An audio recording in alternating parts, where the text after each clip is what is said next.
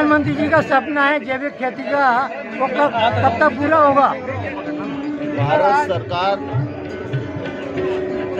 जैविक खेती और प्राकृतिक खेती दोनों बढ़े इसके लिए प्रतिबद्ध है। जैविक खेती के लिए भी सरकार प्रचार प्रसार कर रही है, किसानों को आर्थिक सहायता दे रही है।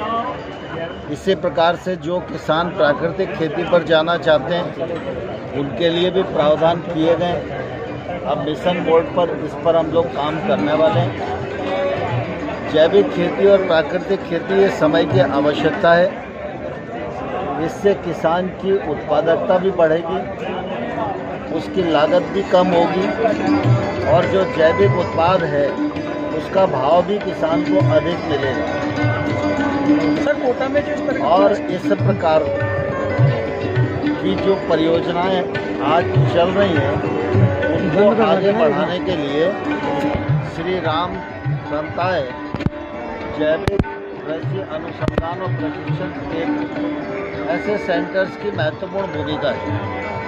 निश्चित रूप से यहाँ पर रिसर्च के लिए लैब भी है और प्रयोग करने के लिए ज़मीन भी है और लैब से लैंड तक की जो दूरी है बहुत कम है।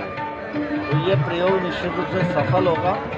यहाँ किसानों को आकर देखना चाहिए, अपना रजिस्ट्रेशन करा के प्रशिक्षण लेना चाहिए और भारत सरकार की योजनाओं का लाभ लेना चाहिए और जैविक कृषि और प्राकृतिक कृषि को बढ़ाने में अपना योगदान देना चाहिए।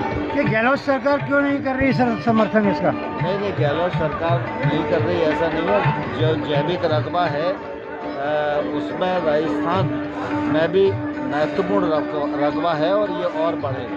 सर, कोटा में जो इस तरह के प्रयास किए गए हैं, आप कृषि के लिहाज से कितना महत्वपूर्ण मानते हैं और क्या ये पूरे देश के लिए मॉडल बनना चाहिए? मैं समझता हूँ ये प्रयत्न बहुत अच्छा है। हमारे देश में बहुत बड़ी संख्या में लोग प्रयोगधर्मी हैं, समय समय पर वो काम करते रहते हैं।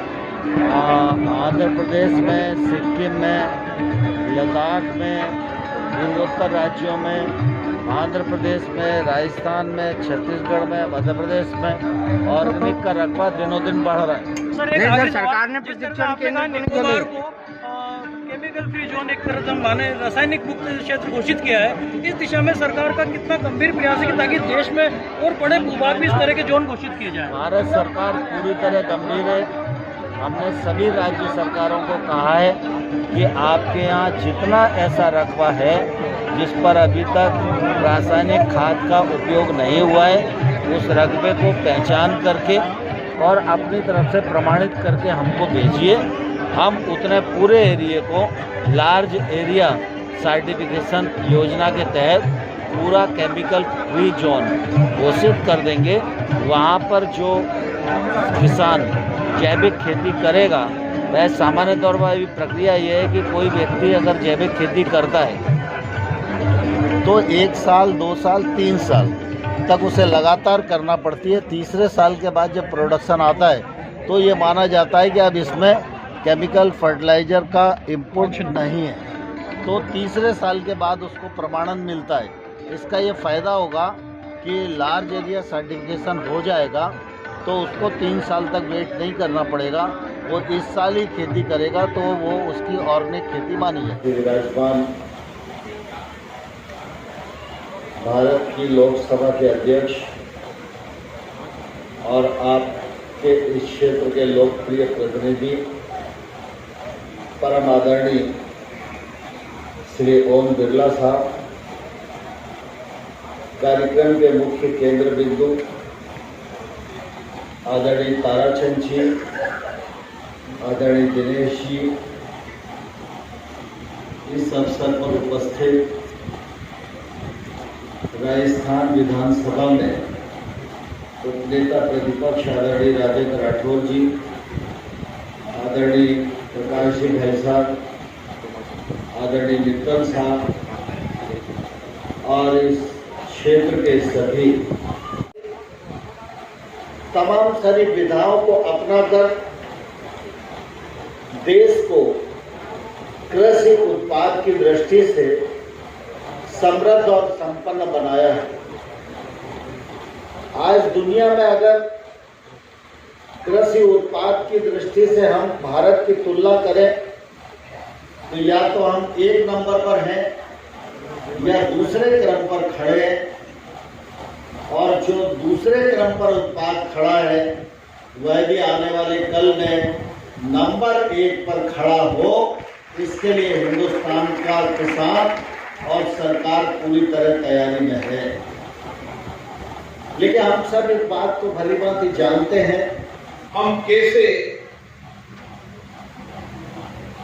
हमारी मिट्टी को बचा सकते हैं, उसकी उम्र ने प्रधानमंत्री जी के द्वारा जैविक और प्राकृतिक खेती के बारे में एक व्यापक अभियान चलाया जा रहा है। करने की दिशा में कदम उठाएंगे, ऐसा एक विश्वास रखकर ही ताराचंद जी ने इस प्रकल्प का निर्माण किया है। उनकी अपेक्षा है कि दर्शनीय केंद्र न लगे, यहाँ पर आकर हम श्रवण करके जाए, ये उनकी अपेक्षा नहीं है। पर जब दर्शनीय और श्रवणीय विषय होता है, वो जब करणीय बनता है, तब उसकी सफलता की अंतिम सीढ़ी है। सामान्य व्यक्ति प्रयोग करने में कतराता है, कई प्रकार की आशंकाएं उसके मन में रहती है, होगा नहीं होगा, नहीं होगा तो नुकसान होगा, नुकसान तो मुझे और मेरे परिवार को भुगतना पड़ेगा। इसलिए सामान्य व्यक्ति हिम्मत नहीं करता है कुछ करने की, इच्छा होते हुए भी कदम डालने का साहस कभी नहीं कर पाता। परंतु यहाँ पर जो हमें आज देख रहे हैं